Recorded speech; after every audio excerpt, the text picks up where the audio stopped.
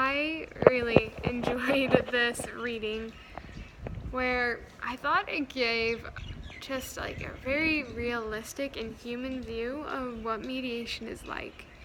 Where, like, especially on a bigger scale, where in class we've only really seen it like in these one-on-one like discussions where this showed like a nationwide event.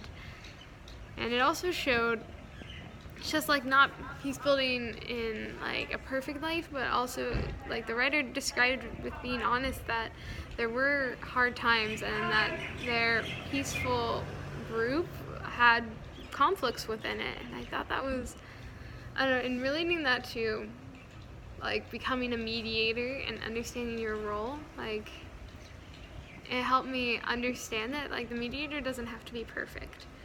Where the author, she talked about how they had to rethink their plans and sometimes had to recognize whether or not one of their programs worked or if they failed, and they had to understand and figure out new ways to do things.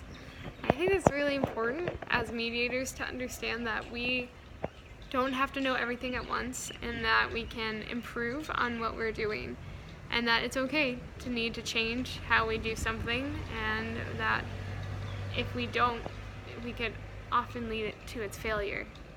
And we don't want that in these mediations, and very grateful that that's not what happened in the reading scenario that it gave. But I really loved just the points of like, even though it was hard, they kept moving forward and they kept trying and they didn't give up on it, even though so badly sometimes they really felt like they should have.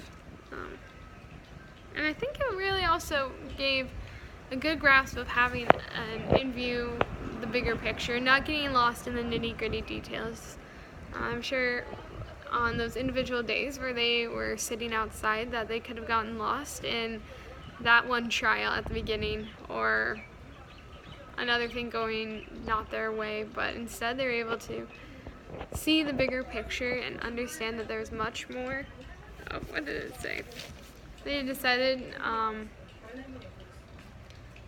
they wanted to make sure that it all happened and they could recognize that they needed it.